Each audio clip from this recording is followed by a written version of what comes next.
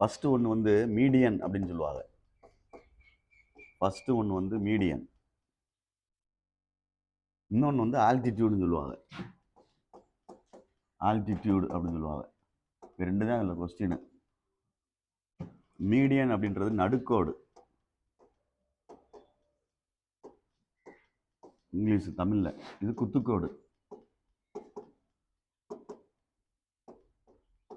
குத்துக்கோடு ஒரு ட்ரையாங்கிளுக்கு வரைகிறது, ஒரு ட்ரையாங்கிளுக்கு வரைகிறது.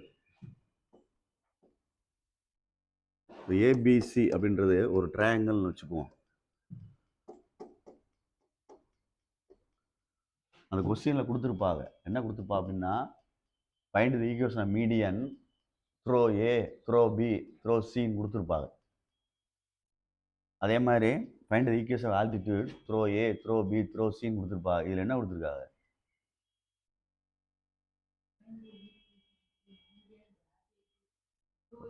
அந்த சொல்கிறான்ல, வாசிக்கிறதுக்கு மேலே நேரமா கொஸ்டினில் டிஹெச்ஆர்ஓ யூஜிஹெச்ன்னு இருக்குமே, தமிழ் வாசிக்க இங்கிலீஷ் வாசிக்கிறது இல்லையா?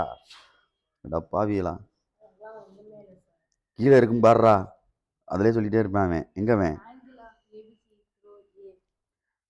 Find the equation median triangle ABC throw ஏன்னு கொடுத்துருக்குல, அப்புறம் என்ன? புக்கு நம்பர் மாறுதான்னு பாரு, ஆளாளுக்கு மாறுது. 10வது சம்பளம் எத்தனாவது சம்பளாது? 8 9வது சம்பளம். உனக்கு எத்தனை வருது? இந்த ஆருக்கு 9வது சம்மு. இப் த மீடியன் ஏபிசி ஆர் அப்படின்னு கொடுத்துருக்கு. Find the equation of median தான் கேட்டிருக்கு, ஃபைண்ட் தி ஈக்குவேஷன் ஆஃப் ஆல்டிடியூட்னு கேட்டிருக்கு. இப்போ கொஸ்டின் வேறு மாதிரி இருக்குது உங்களுக்கு. ஹோம் புக்கில் எப்படி இருக்குது? இது த்ரோன்னு கொடுத்துருக்கு, உனக்கு வழியாகன்னு இருக்கான்னு பாரு. கொஸ்டினில் இந்த அது கொஸ்டினில் இருக்கும். சரி கவனி, அதில் எழுதிக்க, த்ரோ வழியாகன்னு இருக்கும் தமிழில். வழியாக அப்படின்னு வரும்டா. த்ரோ ஏன்னா இங்கே ஏலேருந்து கோடு போட்டுக்க. ஏய் கவனி, ஏலேருந்து கோடு போட்டுக்கிறேன்னு. சப்போஸ் த்ரோ பின்னா பியிலேருந்து கோடு போடணும், அதுக்காண்டி சொல்ல வரேன். ஏய் கவனிச்சுக்க, மீடியன் அப்படின்னா எப்படி செய்யணும்னு பார்த்துக்க. 2 ஃபார்முலா வரும், அதுக்காண்டி உனக்கு கவனி சொல்கிறேன். 2 ஃபார்முலா வரும் மா, பார்த்துக்கடா. இது ரெண்டுக்கும் ஃபஸ்ட்டு மிட் பாயிண்ட் கண்டுபிடிக்கணும். Mid point of BC, mid point of BC, அதுக்கு பேர் டின்னு சொல்லுவாங்க. மிட் பாயிண்ட் எப்படி கண்டுபிடிப்பீங்க? x1 plus x2 by 2 y1 plus y2 by 2. அப்போ இங்கே ஒரு பாயிண்ட் கிடச்சிருமா ஆன்சரு? இப்போ மேலே இருக்கும் ஒரு பாயிண்ட்டு, ஏன்னா 3 பாயிண்ட் இருக்கும்ல. அப்போ மேலே இருந்து கீழே அந்த கோடு போடுறோம்ல, அந்த கோடுக்கு ஏடின்னு அர்த்தம். அந்த கோடுக்கு பேர் என்ன? ஏடி. ஈக்குவேஷன் ஆஃப் ஏடின்னு எழுதினாலும் சரி, இல்லை மீடியன் எழுதினாலும் சரி, இது ஒரு பாயிண்ட்டு இது ஒரு பாயிண்ட்டு. அப்போ எப்படி ஃபார்முலா எழுதுவிய? 2 point formula. y minus one by y2 minus y1 equal to x minus x1 by x2 minus x1. புரியுதான்னு பாரு. நான் திருப்பி சொல்கிறேன், நம்ம நடத்துகிறத திருப்பி ஒரு தடவை ஒன்று வீடியோவில் பாரு, இல்லைன்னா எழுதி பார்க்குறது பார்த்துரு. புக்கில் அதுக்கு தான் எழுதி சொல்கிறேன், நோட்டில். மீடியன் அப்படின்னா மிட் பாயிண்ட் கண்டுபிடிச்சு 2 பாயிண்ட் ஃபார்முலா போடணும்னு சொல்லணும். மீடியன் அப்படின்னா மிட் பாயிண்ட் கண்டுபிடிச்சு 2 பாயிண்ட் ஃபார்முலா போடணும்னு சொல்லணும். மீடியன் அப்படின்னா இதெல்லாம் தெரிஞ்சிருக்கணும். 5 மார்க் கணக்கு கண்டிப்பாக தெரிஞ்சு ஆகணும்.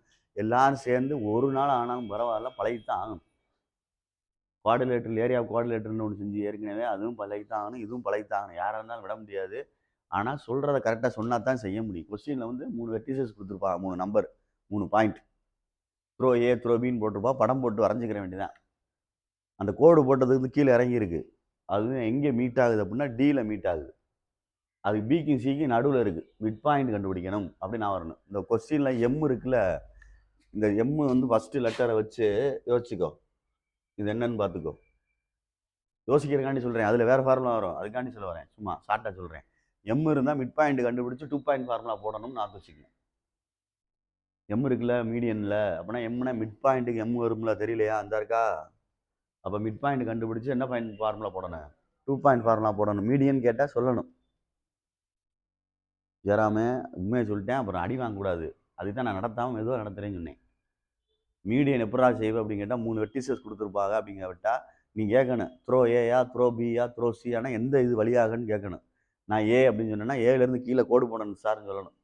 கண்ணில் பார்த்துக்கிட்டே சொல்லணும். கோடு போட்டால் அதுக்கு பேர் டீன்னு கொடுத்துக்கிறேன்னு பேர் கொடுத்துட்டு பிக்கும் சிக்கும் நடுவில் இருக்கும் அது. அதனால் ஃபஸ்ட்டு மிட் பாயிண்ட் அப்படி கண்டுபிடிக்கணும். எதுக்கு நான் மிட் பாயிண்ட் கண்டுபிடிக்கணும்னா பிக்கும் சிக்கும் மிட் பாயிண்ட் கண்டுபிடிச்சா டி வரும். டி கிடச்சோன்னே மேலே ஒரு பாயிண்ட் இருக்கும் ஏ, கீழே ஒரு பாயிண்ட் இருக்கும் டி. அப்போ 2 பாயிண்ட் ஃபார்முலா போட்டால் ஆன்சர் வரும் சார்னு சொல்லணும். இதுக்கு வேறு அதுக்கு தான் சொல்கிறேன், பார்த்துக்க சொல்லிட்டேன். ஆல்டிடியூட் அப்படின்றது வந்து பெர்பெண்டிகுலர்னு சொல்லுவாங்க. அப்போ பெர்பெண்டிகுலர் ஈக்குவேஷன் போடணும். எப்படி எழுதுறேன்னு பார், ரிவர்ஸில் போகிறேன் தெரியுதான் பார். இங்கே மீடியன்னா மிட் பாயிண்ட் போட்டு கொண்டு வந்தேன். இங்கே ஆல்டிடியூட் அப்படின்னா பெர்பெண்டிகுலர் ஈக்குவேஷன் போடணும். பெர்பெண்டிகுலர் ஈக்குவேஷன் போடணும்னா த்ரோ ஏன்னு சொல்லிட்டேன். த்ரோ ஏன்னு சொல்லியாச்சு. அப்போ இங்கே ஒரு பாயிண்ட் இருக்கும். இந்த பாயிண்ட்டை x1 y1 குறிக்கலாம். என்ன குறிக்கலாம்? அது மாதிரி தான் இதுலையும் இது x1 y1 குறிக்கலாம். இது என்ன குறிக்கலாம்? x2 y2. அதை வச்சு தான் இது செய்கிறோம். அது மாதிரி இங்கே x1 y1 போட்டால் இதுலேயும் போட்டுடலாம், இதுலேயும் போட்டுடலாம். அப்போ எக்ஸ்ட்ரா என்ன இருக்குது இதில்? ஒய் எப்படி போட முடியும்? எம். XY தான் ஆன்சர் வரும். ஈக்குவேஷன் சொல்லிட்டாலே XYல தான் ஆன்சர் வரும். ஃபைண்ட் தி ஈக்குவேஷன் சொல்லிட்டாலே நான் ஏற்கனவே சொல்லியிருக்கேன், ஆன்சர் தெரியணும். எக்ஸு ப்ளஸ் ஒய் நம்பர் அந்த மாதிரி வந்து நிற்கும். அப்புறம் எப்படி இதுக்கு போடுவேன் நம்பரு? எல்லாத்துக்கும் மொத்தமாக நம்பரை போட்டு மொத்தமாக நம்பர் ஆக்கிடுவோமா? யோசிக்கணும். எல்லாத்துக்கும் நம்பரை போட்டு எல்லாத்துக்கும் மொத்தமாக நம்பர் ஆக்க முடியுமா சொல்லு? அப்போ இங்கே என்ன இருக்குதுன்னு பார்த்துக்கோ. இந்த இடத்துல என்ன இருக்குது? எம். அப்போ எம் கண்டுபிடிக்கணும்னா அதுக்கு பேர் என்னது? Slope of BC. M equal to y2 minus y1 by இந்த ரெண்டு ஃபார்முலா போடணும். இது ரெண்டு நீ வந்து கடைசி வரைக்கும் 10th முடிகிற வரைக்கும் ஞாபகத்து வச்சுக்க. அப்புறமும் ஞாபகத்து வச்சுக்கிட்டு அல்லது அது உன்னுடைய பிரியம். அது இந்த ரெண்டு ஃபார்முலா தான் கீழே மெயின்டைன் பண்ணணும். இப்போ ரெண்டு கணக்கு ஒரே கணக்கில் 2 கொஸ்டின் இருக்குது. ஒரு இது 5 மார்க்கு, 2 சேர்த்து கேட்க மாட்டாங்க. ஏதாவது ஒன்று கேட்பாங்க. ஆனால் மாற்றி செஞ்சீங்கன்னா தப்பு. அதுக்கு தான் சொல்கிறத கவனிச்சுக்கன்னு சொல்கிறேன். மீடியன் எம் இருக்குது அப்படின்னா மிட் பாயிண்ட் கண்டுபிடிக்கணும்னு ஞாபகத்து வச்சுக்க. எம்முன்னு ஃபஸ்ட் லெட்டர் இருக்கு பாரு, அதை வச்சு சொல்லு. சும்மா எம் மீடியன்னா எம் வரும். அப்போ மிட் பாயிண்ட் கண்டுபிடிக்கணும் அப்படின்னு யோசிக்கணும். மிட் பாயிண்ட் கண்டுபிடிச்சி 2 பாயிண்ட் ஃபார்முலா அவ்வளோதான் கணக்கு. செஞ்சிடலாம். அது நீனே செஞ்சிடலாம். ஆசை இது ரெண்டு தெரிஞ்சா. அதே மாதிரி ஆல்டிடியூட்னா பெர்பெண்டிகுலர்னு அர்த்தம்.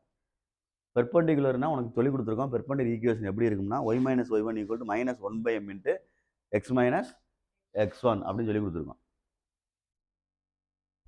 சரி, அப்போ x1 y1க்கு த்ரோ ஏ த்ரோ பின்னு கொடுத்த பாயிண்ட்டை அப்ளை பண்ணிடலாம். x1 y1க்கு எம்முக்கு எப்படி போட முடியும் அப்படின்னு யோசிக்கணும். அப்போ எம்முக்கு மேலே கண்டுபிடிக்கணும்னா பிக்கும் சிக்கும் ஸ்லோப் கண்டுபிடிக்கணும். ஸ்லோப்னா தானே எம்மு, அதனால் கண்டுபிடிச்சிருக்கேன். இதில் மிட் பாயிண்ட்டுன்னு சொல்லி எம்முனா போட முடியும்? ஒவ்வொன்றுக்கு நேம் இருக்குது. எம்முன்றது எதை குறிக்கும்னா ஸ்லோப்பை குறிக்கும். தீட்டா அப்படின்னா ஆங்கிளில் குறிக்கும். ஆங்கிள்னா சைன் தீட்டா காஸ் தீட்டான்னு சொல்கிறோம்ல அது. அப்போ ஒவ்வொரு லெட்டரும் ஒவ்வொரு இடத்த குறிக்கும். சரியா? பார்த்துக்க. இதை வச்சு தான் இப்போ இந்த கணக்கை நான் மூவ் பண்ண போகிறேன். அதுக்குள்ள பேசிக் இதுதான் 9th செம்முக்குள்ளது. பார்த்துக்க.